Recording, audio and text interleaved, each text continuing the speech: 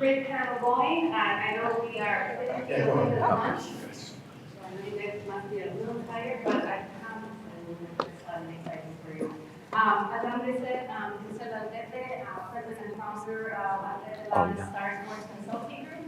I have the honor to have two, hopefully amazing friends next to me.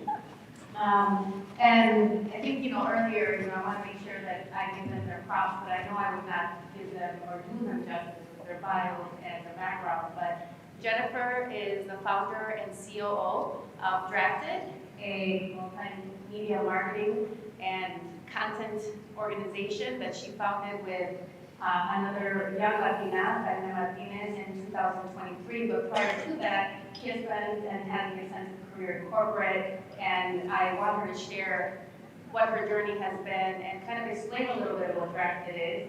And next to her, we have Andre, who is the founder and CEO of Stay Tranquilo, and for most of us, that means stay calm, right?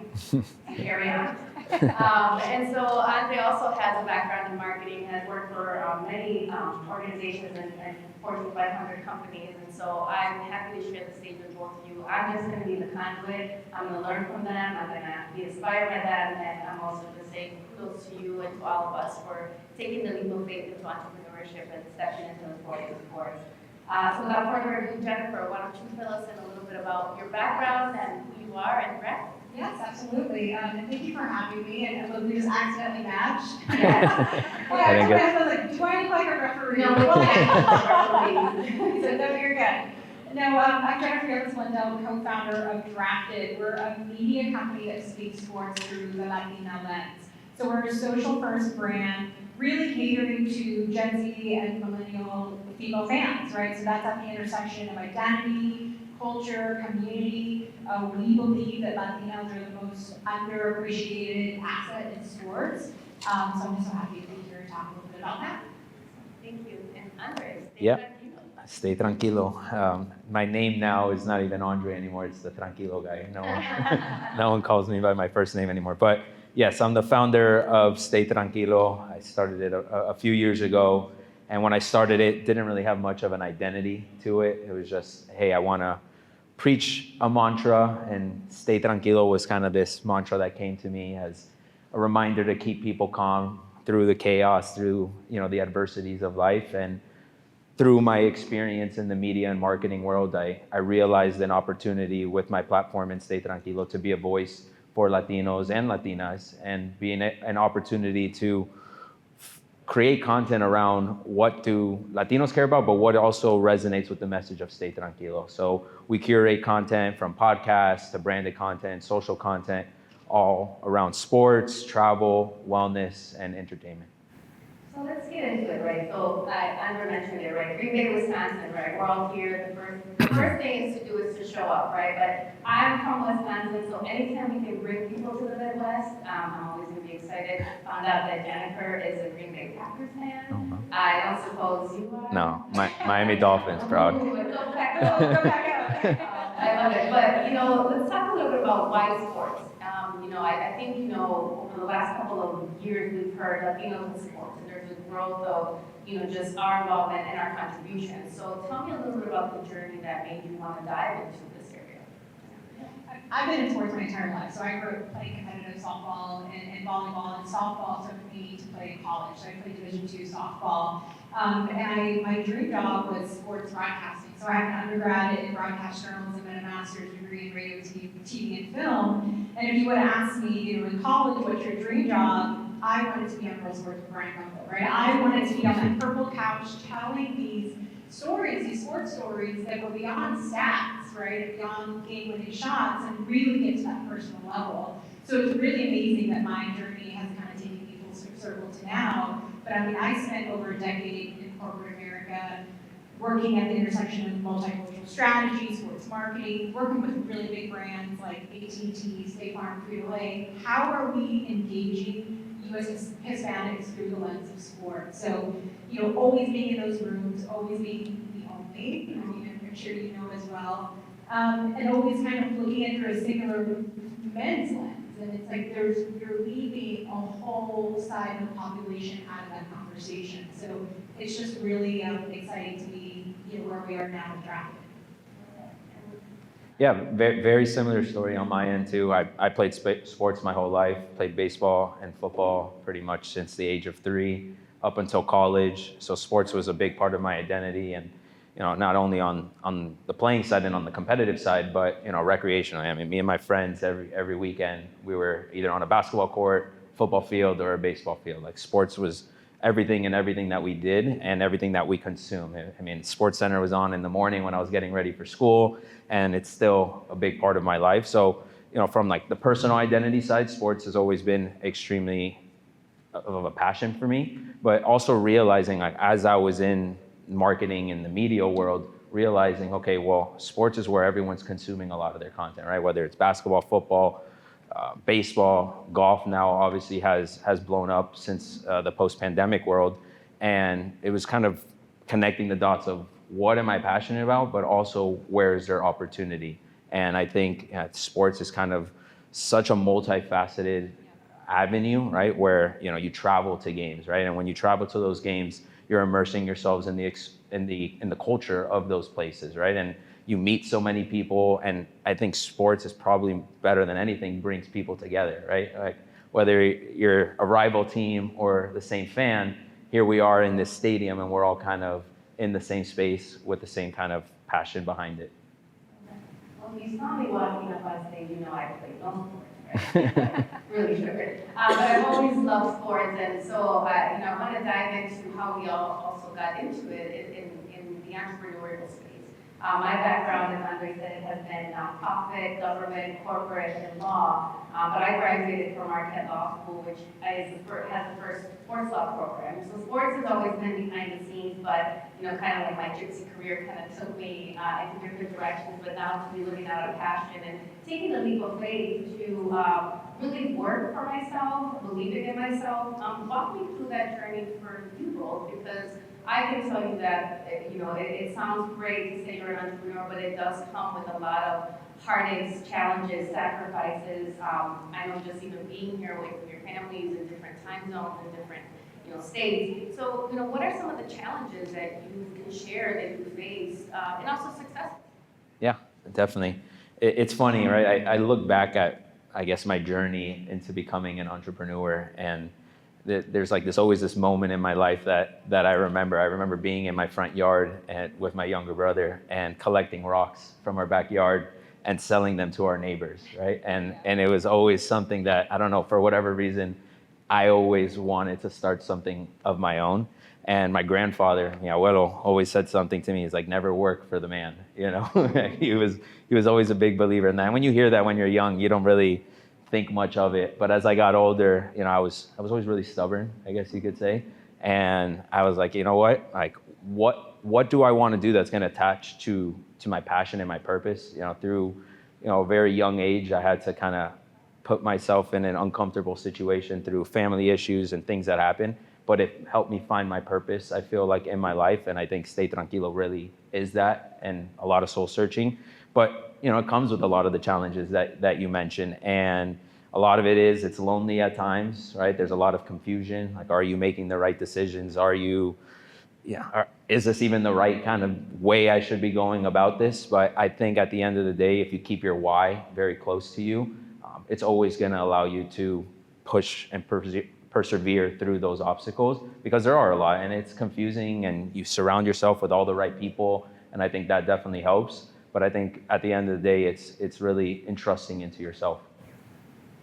Yeah, I think with Drafted, our biggest challenge is also what sets us apart. We are ahead of the curve. We are seeing value in the Latino sports consumer way before anybody else. While traditional media is scrambling to stay relevant, we are building an entire sports ecosystem, through these intersections. We heard Sarah talk about it, through fashion, food, music, entertainment. It's just not this singular lens.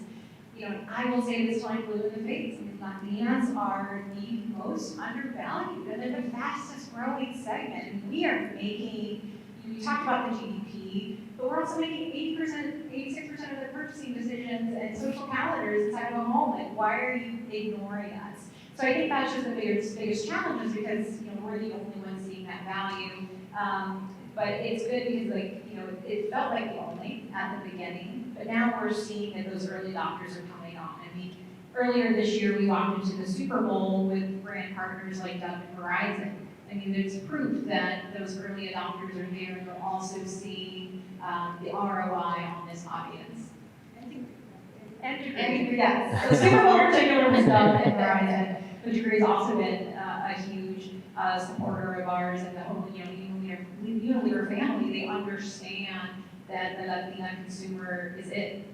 I love that. And so, in the world that we live in today, which is information at the fingertips, and how do you, and in the world that you're in, marketing, content, creating experiences, and sharing information, how do you choose the mediums that you're going to engage audiences, right? Whether it's on whatever social media platform, there's so many, I can't keep track, podcasts, kind of walk me through how you decide how you share your information and what stories you choose to tell. Yeah, for us, it's really authenticity, right? I think everything we create is with the intent of being as authentic and genuine, right? This is who we are, this is what we represent, and this is, if you like us, great. If you don't, then so be it, right? And we do pay attention to trends that are going on there, the format of how the content is created, what's working, what's not, and I think that's something that we monitor on an everyday basis. But at the end of the day, it's like, this is us in Stay Tranquilo, right? We're calm guys, we're chill guys, we like to have a good time, and our content is going to be representative of that. So I feel like if you try to mold too much to what you think people like, it takes away from the authenticity of who you are. So at the end of the day, it's really just being true to who we are as a brand and as people. For us, we're platform agnostic. To us, it's the story. What avenue and what format is the story going to come to life and resonate with people the most? So whether that's social first, whether that's an experience, whether that's long form, we just focus on the story and the narrative.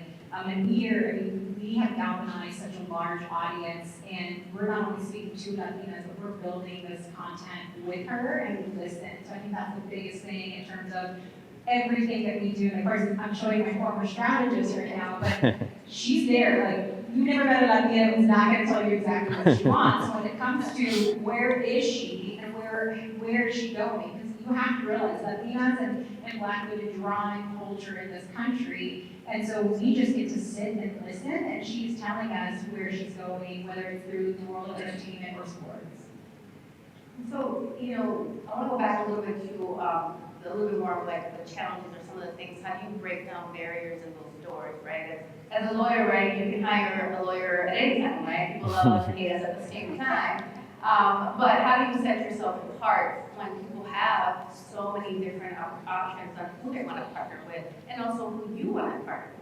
I say I get to pick my clients as much as they get to pick me, and so it's an interview both ways. Walk me through a little bit more about how you're breaking barriers and doors to get people to want to partner with you, but also how you make those decisions on who you partner with. Yeah, we take the exact same approach, right? We're not going to just work with any brand. It's like, are you just trying to show up that 1 month out of the year in Hispanic Heritage Month, or having an ongoing strategic conversation? And we've just been really just amazing how much we have grown and how many partners we've had in the last 18 months. And it's funny because if you look at some of the bigger brand partnerships that we've done, that brand manager has been a Latina.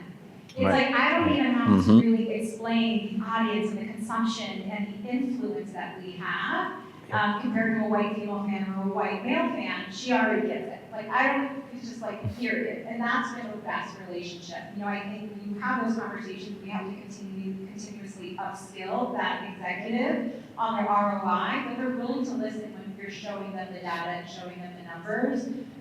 Before we came onto the scene, when you're looking at Latina fandom, that data didn't exist, so that's something that we made sure that we put out into the ecosystem. So last year we launched the Latina fandom report to say, this is the money, this is the consumer that you're leaving out. Can you imagine if you just expanded your lens, what you could be able to bring into the fold?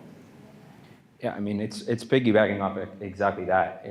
I think it's two sides, right? You bring up the fact that the brand manager is a Latina, right? Like, that's a huge opportunity where, now there's a connection point. They understand, they represent the culture, so they know how you should be speaking to them, right? But on the flip side, right, there are a lot of these executives that are not Latino or Latina, right? And it's like you're speaking Chinese to them almost, right? And they're like, oh yeah, I know they're a big population, I know they have purchasing power, but we could just run a general market campaign and it's gonna work, right? And that's so far from the truth. And I think for us, it's like, I'm on these calls and I'm on these discussions with them, and I feel like I'm doing like this, like having a seminar, educating them on the fact of this is actually the power, but not only are they powerful, but there's a culturally relevant strategy that needs to be in place to be able to speak to them the right way. And I'll add to that, the general market is like, okay, well, what market are you talking about? Because that general market in Kansas City is going to look vastly different than LA. LA general market is Latino market.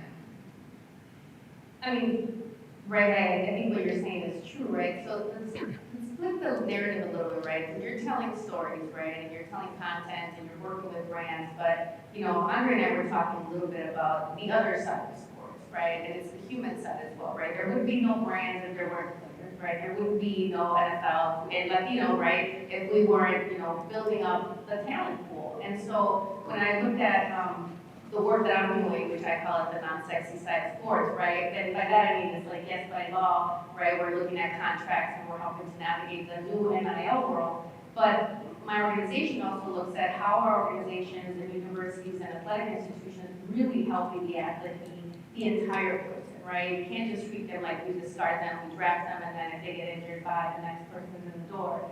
And so one of the things we were talking about is mental health, right? And the component of, I'm a firm believer, if your mental state is not all there, I don't care what you do with your body, how much training, education we have, we sometimes can't function. And so maybe can we talk a little bit about how do you share those maybe I don't want to say non-successful stories, but the ones that will touch someone differently than just showing someone getting $1 million contract? Absolutely. I think it comes down to the vulnerability, right? And the transparency when you're having these conversations with people. I think we all have our own walks of life, right? And we all have our challenges, some bigger than others. But at the end of the day, the cards that we were dealt in our life were given to us for a reason, right?